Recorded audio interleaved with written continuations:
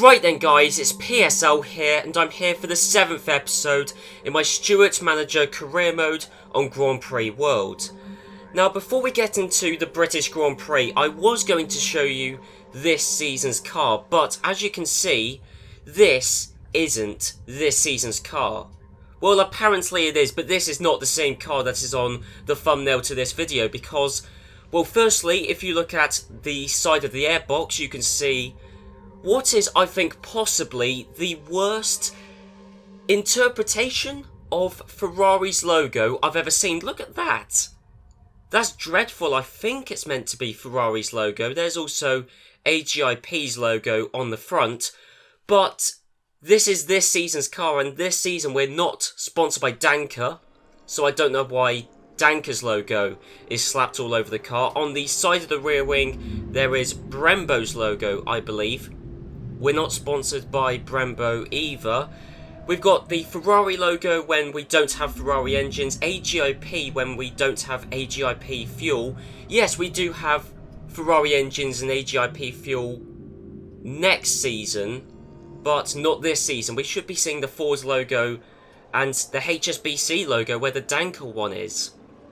I really don't know what has happened, but I can tell you that next season's car does look how it should do. So here you go. So here is an update on our sponsor negotiations for next season. So as you can see on the car, we've got the dreadful Ferrari logo on the side of the airbox, but that is accurate.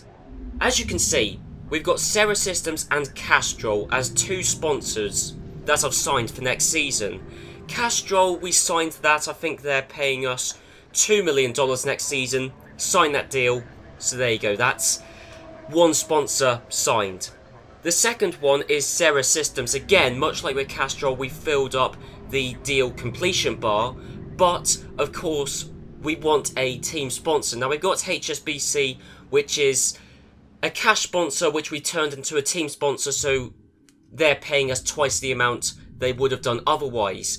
And we pulled the same trick with Serra Systems. So they were going to pay us $2.2 million, but then I turned the team sponsor slot into a cash sponsor slot, then signed with Serra Systems. So I got Serra Systems to pay us double the amount in return for them being our sort of team sponsor.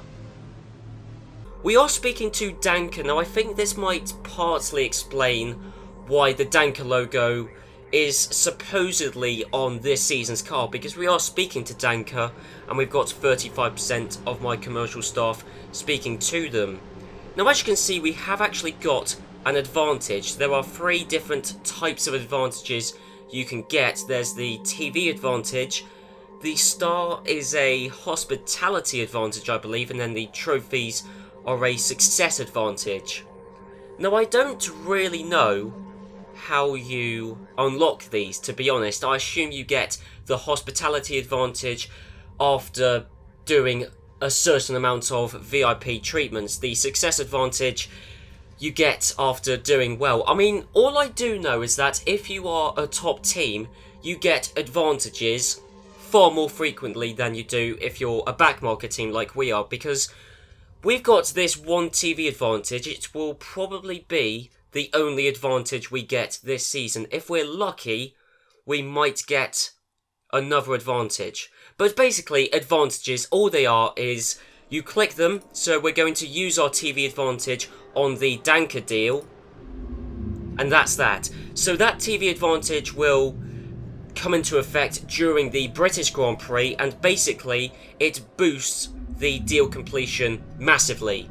So if you want to make very quick progress on a deal, and this applies to not just the sponsors but also the suppliers of fuel, tyres and engines, if you want to get a lot of progress done in a very short amount of time, you want to use an advantage. So hopefully,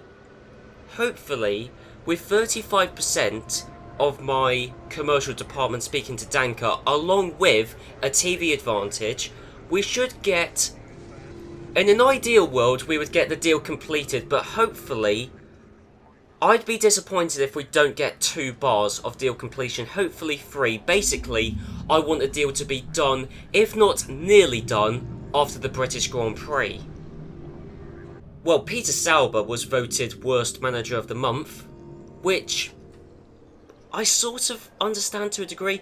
I do honestly think Sauber have underperformed in this career mode, although they have gotten better lately, to be honest. But this is more interesting. Look, motorsport fans have picked Eddie Jordan as their favourite F1 manager. Now, there is a distinction in the wording there, because there is a difference between being the best manager and being a favourite manager. There's a difference between being good and being well liked, but in the logic of the game, it doesn't make any difference. So Eddie Jordan, I know it says favourite, effectively though, he was the best manager during the French Grand Prix weekend. Now that's significant because, excluding the Australian Grand Prix when it was me, because that's, well, that was a blip, you know, you really should ignore that, but, you know, in all the other times it's been, you know, Ron Dennis or Jean Todt. It's always been Ron Dennis or Jean Todt. Basically, the best manager of the month has always been the team principal of the team that did best at the most recent Grand Prix. So, you know, I think for the Argentine and Brazilian Grand Prix, it was a McLaren driver that won. And then San Marino, it might have been a Ferrari 2-3, so they still scored 10 points. But for the first time, this is the first time this season, excluding the one time when it was me, because that was just, you know, that shouldn't have happened. Excluding that one time, this is the first time this career mode that the manager of the month hasn't been the team principal of the team that did the best, or for the first time this career mode, the manager of the month hasn't been either Ron Dennis or Jean Todt. Alright, that's a little bit disappointing. Look, the travel costs for the British Grand Prix is $153,000. $153,000. I thought the travel cost would be 0. Because Stewart, they're based in Milton Keynes. Well, they're based in Britain. I thought the travel cost would be 0. I'm fairly certain in Grand Prix Manager 2. I mean, I managed Jordan, and Jordan really are based at Silverstone. But, you know, Stewart, Milton Keynes, it's not that far away. $153,000 just to go to Silverstone. I'm fairly certain, though, in Grand Prix Manager 2, if you're a British-based team, then the travel costs for the British Grand Prix are 0. And that's what I was hoping it would be for us, but unfortunately not. It is still the cheapest Grand Prix of the season in terms of travel costs. So that's good, but one thing I do want to point out, keep this in mind, because I will be talking about this after the British Grand Prix. Look at how much money we've got. $662,000. Of course, I lost money because, well, I spent money to repair the cars for this Grand Prix. But that is about, I think about $70,000 less than when I entered the French Grand Prix. We are losing money. We might make a bit of money because this is the British Grand Prix and it's the cheapest one to go to. But $662,000, that's less than we entered France with. Just keep that in mind anyway. So, yes, so with all that to keep in mind, let's head on over to Silverstone for the 1998 British Grand Prix.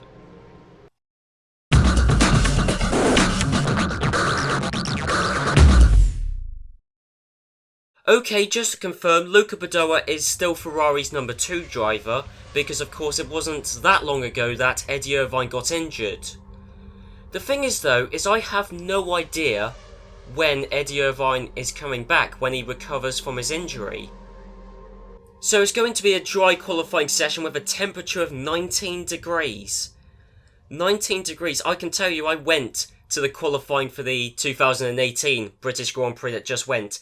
And I could tell you the temperature was much higher than 19 degrees then. It was, oh, I don't know what the temperature was. Probably about 10 degrees higher than that. It was a really hot day. But anyway, so then, qualifying. Let's see how well we do. It's the team's home Grand Prix. So let's see how well we do. 11th and 12th, yep, okay, that's pretty much as to be expected. David Coulthard has taken pole position, Luca Badoa in 2nd, Hakkinen down in 6th behind both Benetton's and one of the Williams drivers of Jacques Villeneuve. Heinz-Harald Frentzen, though, lost out to Mika Hakkinen. Then you got Damon Hill, Ralf Schumacher, Pedro Diniz. Both of our drivers beat one Arrows driver of Mika Salo. There is no Michael Schumacher, so I think I know what's happened to him. And I think that's exactly what I thought. Michael Schumacher has been banned after qualifying. Presumably for still using that illegal driver aid. As you can see, it's a light rain British Grand Prix, which means we've got to run intermediate tyres. Now that's really not great because we've got decent dry weather tyres because we are with Bridgestone and that's their speciality, well for this season at least. We've got decent wet weather tyres because they gave us an upgraded wet weather compound earlier on this season, but they never gave us an upgraded intermediate compound. They probably won't ever because, well, we're at the bottom of Bridgestone's priority. We're only a customer team and we're probably their 2nd, 3rd slowest team that they supply. Why would they bother with us? They supply McLaren, of course. McLaren is at the top of their priority and we're just towards the bottom. So we've got a very poor intermediate tyre, worse than all the Goodyear runners, worse than some of the Bridgestone runners. So I'm not expecting to do especially well, but who knows? Michael Schumacher is not competing in the race. That opens the door wide open. So let's see what the race results are for the 1998 British Grand Prix. Not bad. Really not bad actually. 9th and 11th. Both of our guys finished. That's good. So that means there's no damage on the cars. Of course there is wear, but there's no damage. Which is especially lucky actually because Magnussen was running with a bit of wear in his car. Only 4% wear, but still. We just didn't have the spare parts to be able to fully repair both of our cars. Well, we could have got another spare part, but then I would have to have paid about twice the amount of money. It just wouldn't have been worth it. But look at that. Damon Hill, a wet weather specialist, won his home Grand Prix for Jordan by over a minute. What a dominant win for Damon Hill. That's the thing, it was a wet weather Grand Prix and I think in this game the two real wet weather specialists are Damon Hill and Michael Schumacher. And of course with Michael Schumacher out of the way that just leaves Damon Hill. It doesn't matter if he's in a Jordan, he still won his home Grand Prix by 1 minute and 19 seconds over Alexander Wurz in 2nd, Mika Hakkinen in 3rd, Jean Alesi in 4th. Fantastic result for Jean Alesi. He beat Ralf Schumacher in the other Jordan, Heinz-Harald Frentzen in 6th, Jacques Villeneuve 7th. Then it's Diniz, Barrichello in 9th, Jarno Trulli 10th, Magnussen in 11th. That means Magnussen was beaten by a Prost. That's quite embarrassing actually, to be beaten by a Prost. Although, on the flip side, we did still beat one Sauber driver, so I guess that's some consolation. And only the top 3 drivers weren't lapped. Now, I'm sure you've noticed some drivers which are missing. I've noticed at least one big name driver. That's 2 actually, because Fisichella isn't there either. The other one I already thought of was David Coulthard. So presumably they both retired. And that is exactly what happened. Oh, and Luca Badoa! Of course, Luca Badoa! That means neither Ferrari driver finished the British Grand Prix. Michael Schumacher was disqualified after qualifying. Luca Badoa, of course in typical Ferrari driver number 2 fashion, got the unreliable car. And worse than that, nobody even knows why it broke down. Luca Badoa retired due to an unknown issue.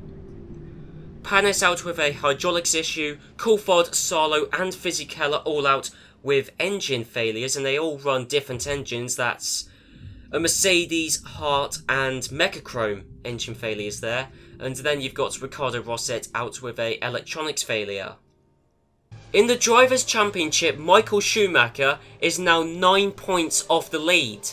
Because, well, he didn't finish. He didn't even start this Grand Prix. So Michael Schumacher is now 9 points behind Mika Hakkinen. He's still 4 points ahead of Alexander Wurz. Eddie Irvine is still 4th in the Drivers' Championship, despite having not competed in the past few Grand Prix. He's still ahead of Villeneuve and Fisichella, who are joint 5th.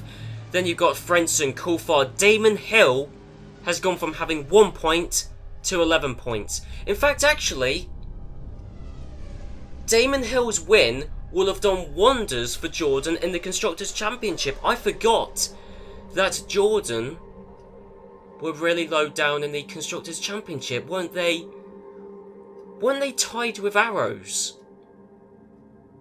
I think they might have been. They were tied with arrows or around there. They were with us. They were close to us in terms of points, but, well, because Damon Hill won, he got 10 points.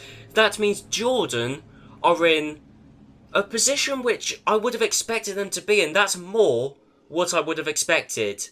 To be fair, Benetton especially have exceeded my expectations, but Jordan, I did not expect for a single second that Jordan would have been scrapping with arrows, and even briefly ourselves, in the Constructors' Championship.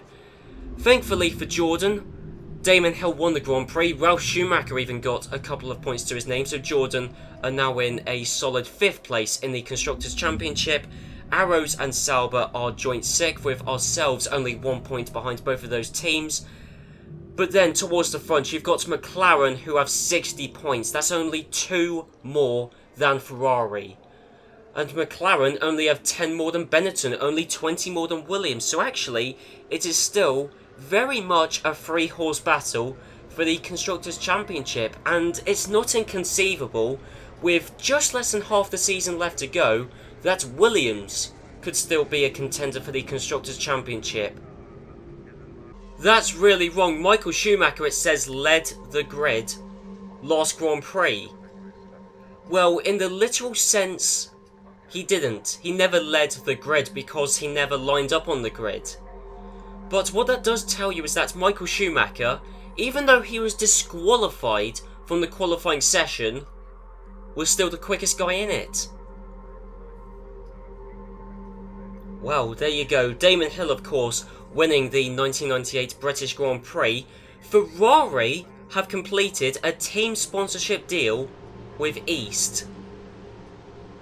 That is interesting because East currently are the team sponsor of McLaren. Rumours suggest that Stewart is looking to cancel its contract with Jan Magnussen. Why would I do that? Seriously, why would I do that? Why would I cancel my contract with Jan Magnussen? Because firstly, I'd have to pay money to end his contract early, and I don't have that money. Secondly, there's no driver I have to replace him. The only driver I could get to replace Jan Magnussen is John Fellows, our test driver, and there's no way I want John Fellows racing for us. He's rubbish. There's no way I want him out on track.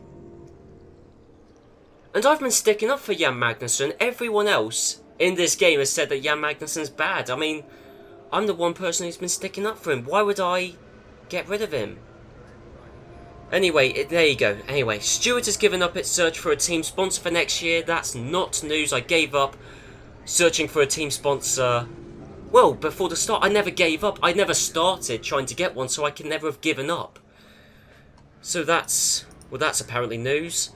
Mercedes has signed a landmark... No, sorry, McLaren has signed a landmark works deal with Mercedes.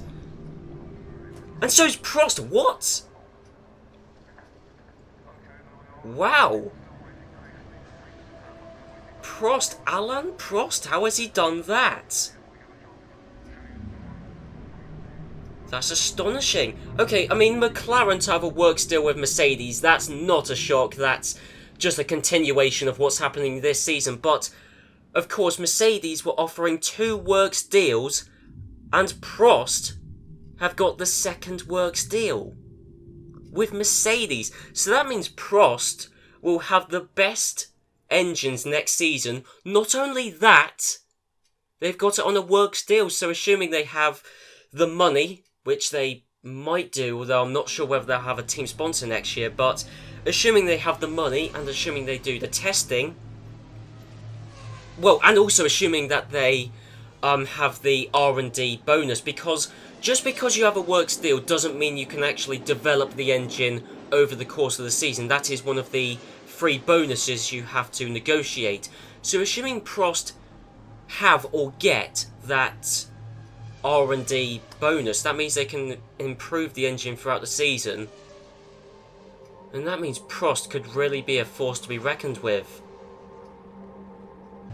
Williams have fired Patrick Head. Why? Seriously, why? They can't. What do you mean? What? Fired with immediate effect? That can't be. That seriously can't be true. Where is he? Patrick Simmons? No, sorry. What? No, I'm not looking for Patrick Simmons. Patrick Head. What? What? But hang on. That doesn't. What? How has that happened? I'm astonished. No wonder there's rumours that I'm going to get rid of Jan Magnussen mid-season when Williams have fired Patrick Head with immediate effect. I mean, look, it just says on his team, it says Patrick Head, team, fired. But weirder than that if you look, because I've got it so it's set, you know, by teams in alphabetical order, so Williams would be around here. But look, it just goes Prost, Sauber, Stewart, Tyrrell. There's no Williams. So Williams have fired Patrick Head with immediate effect, which is astonishing. I have no idea why they would do that. He's one of the most highly rated technical directors in the game. But even stranger than that, they don't have a technical director. Why would Williams fire him, and why would they fire him without having a replacement lined up? The headline is correct, no direction. If Williams have got no technical director, that means they've got no direction. I mean, the technical director is responsible for the manufacture of spare parts, the manufacture of upgrades. But if they've got no technical director, that means the head of their department, because there isn't one, must be rated 0 out of 5. What has Frank Williams done? Eddie Jordan, rightly so, has been voted the favourite F1 manager, but certainly Eddie Jordan deserves the title of best F1 manager of the month. So then, as you can see, we've made no progress with the Hewlett-Packard sponsorship deal. That's Castrol, that's Danker. Right, of course, we're speaking to Danker. Look at that. The 35% of my commercial department, combined with the TV advantage, got the deal completion bar from 0 to full in just one Grand Prix. That's brilliant. That is exactly what I hoped would happen, and it has. So there you go. We're going to sign a deal with Danker.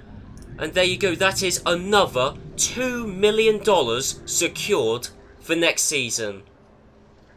Well, off-screen, I've been employing more people, as I have done throughout the course of this season. I've been doing it off-screen because I don't really need to show it, but just a quick little update.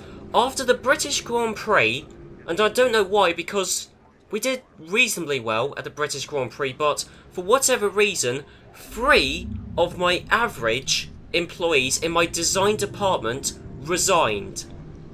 3 of them, so that means I've now only got 47 design assistants as opposed to 50, which really isn't good when it comes to the chassis design aspect of the game, which I think I might talk about in the next episode. I'm not really going to go through the whole explaining of it at this moment in time. All I will show you is that's where we are at with the chassis design, and if you've played this game before, you'll know exactly the situation we're in, and if you haven't, then I'll talk about this probably in the next episode. That's all fine, but anyway, yes, let's head off to the 1998 Austrian Grand Prix as the A1 ring.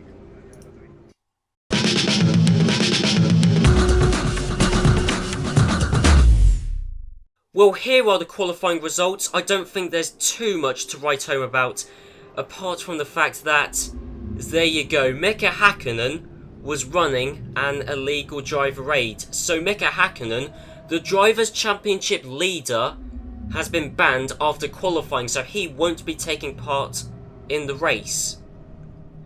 Qualifying for ourselves wasn't great. Barrichello qualified in 13th, Magnussen 15th.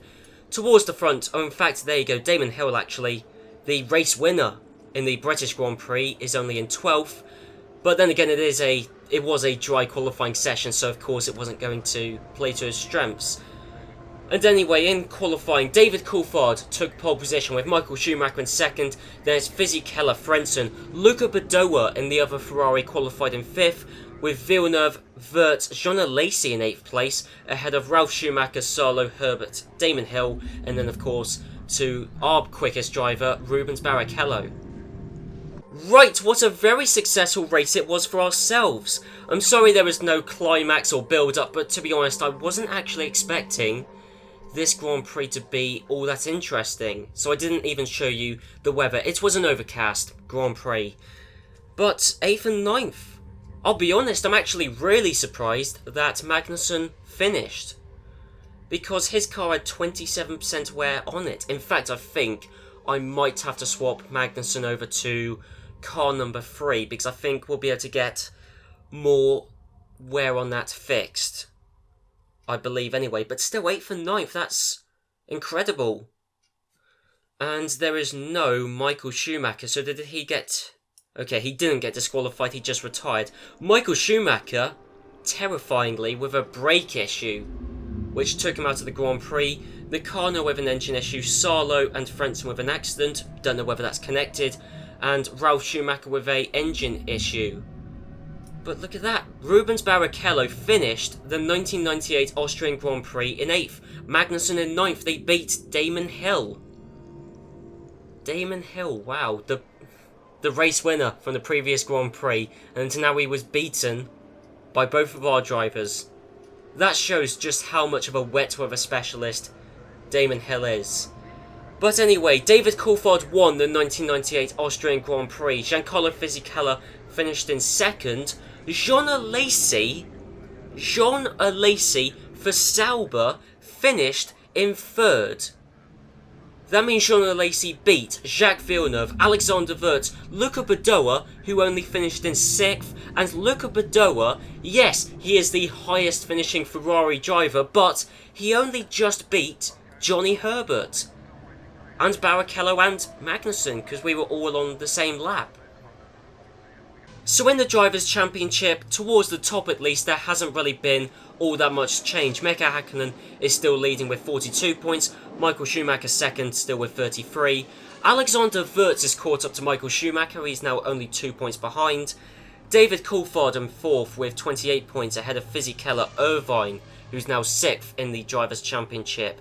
Irvine is still ahead of Jacques Villeneuve, he's still ahead of Frentzen, he's still ahead of Damon Hill, although that's not too much of a surprise. Jean Alesi has now got 8 points to his name. Finally, it's been a long time coming, but I thought that Sauber, and especially Jordan, have really underperformed this season. Finally, they've come good. Damon Hill with a race win, Jean Alesi with a podium finish. And there you go, so that means Damon Hill's 9th in the Drivers' Championship, Jean Alesi 10th, Ralf Schumacher 11th, Diniz and Barrichello joint 12th.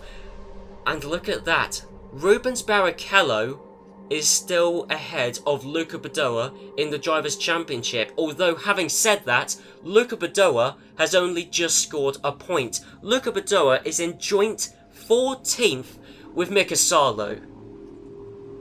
A Ferrari driver is in joint 14th with Mika Salo, the Arrows driver.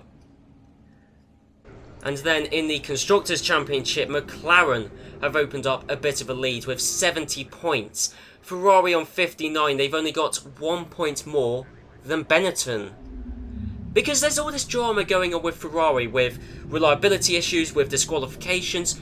Benetton don't have any of those dramas. They could easily finish second in the Constructors' Championship. Benetton have the speed and they have the ability to actually finish a Grand Prix, which in recent times Ferrari don't. Williams in 4th, Jordan 5th in the Constructors' Championship, Sauber in 6th with just over half the points of Jordan. And then you've got Arrows in 7th in the Constructors' Championship, but they've only got 1 point more than Stewart. We could still beat Arrows in the Constructors' Championship. Jordan have completed a team sponsorship deal with Murano. So Jordan will be sponsored by one of the 3 5-star team sponsors. Murano, who currently sponsor Ferrari, will be sponsoring Jordan next season. So Jordan are going to be raking in the money. That's great news for them. Sauber themselves have also secured a team sponsor. And let me just skip through the rest of the news. Well, in fact, I've already talked about this briefly, but there you go. Luca Badoa has scored his first ever championship points. Now that's great news. I've already talked about this, but this is something I hoped would happen over the course of this series, and of course it has happened. Luca Badoa has scored his first ever Formula 1 points, and wonderfully, he did it with Ferrari. And I'm really happy that he did. I mean, I'm just happy that he raced with Ferrari, but to score points with Ferrari, that's rewriting history there, and I'm really happy for Luca Badoa. Benetton have signed a major development deal with Bridgestone, as have Williams. Now, I think that's a works deal. Certainly the wording implies it's a works deal.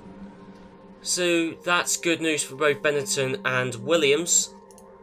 What else is there? Montoya has agreed to race for Tyrrell.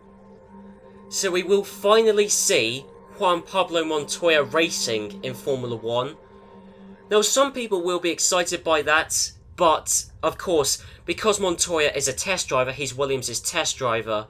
Because he's a test driver, that means his ratings are really low, really low.